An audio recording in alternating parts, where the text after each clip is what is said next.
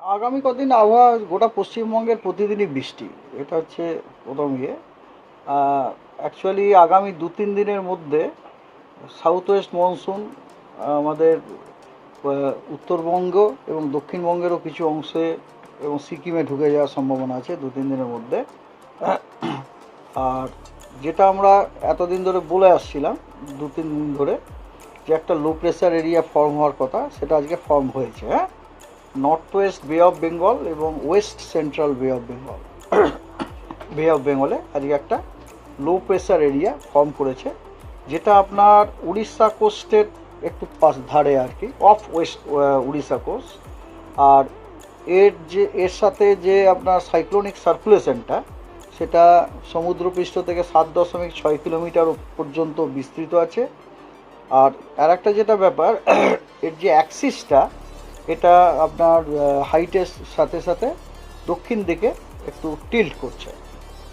আর এই সিস্টেমটি আপনার ধীরে ধীরে উত্তর দিকে অগ্রসর হওয়ার সম্ভাবনা আছে, এবং আগামী 48 ঘন্টাতে সিস্টেমটি সুস্পষ্ট হওয়ার সম্ভাবনা। 28 তারিখে দক্ষিণবঙ্গের সব জেলাতেই বিক্ষিপ্তভাবে থান্ডারস্টর্ম উইথ লাইটনিং, তার সাথে ঝোড়ো হাওয়া 30 থেকে 40 কিলোমিটার প্রতি ঘন্টায় হওয়ার সম্ভাবনা রয়েছে, এবং দক্ষিণবঙ্গের বেশ কিছু জেলাতে বিক্ষিপ্তভাবে ভারী বর্ষণের সম্ভাবনা রয়েছে। সেই জেলাগুলো হলো 2 মেদিনীপুর, তারপরে আপনার হাওড়া, এবং 2 চব্বিশ পরগনা। এই জেলা, এই কয়েকটি জেলাতে 29 তারিখে দক্ষিণবঙ্গের অনেক জেলাতে এবং উত্তরবঙ্গের অনেক জেলাতে কমলা সতর্কবার্তা দেওয়া হয়েছে, because of isolated thunderstorm, lightning, then your gusty wind with speed 30 to 40 kilometre per hour or somewhere 40 to 50 kilometre per hour, এবং তার সাথে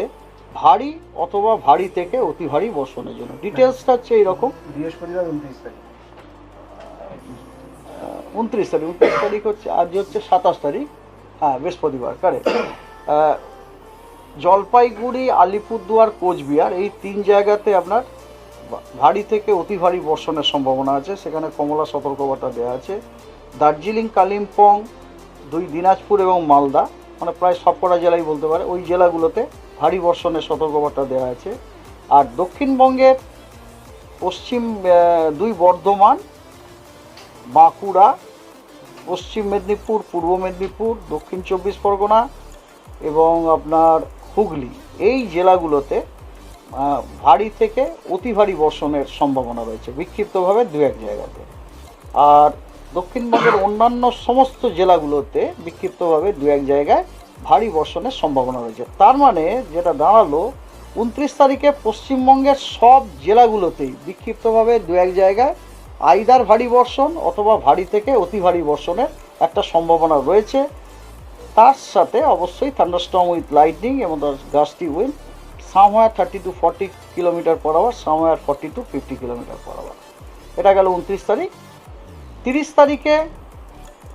30 তারিখে দক্ষিণবঙ্গ এবং উত্তরবঙ্গের অনেকগুলি জেলাতে কমলা সতর্কবার্তা দেওয়া হয়েছে for your isolated heavy to very heavy rainfall এবং isolated thunderstorm with lightning and gusty wind with speed 30 to 40 kilometre per hour or 40 to 50 kilometre per hour.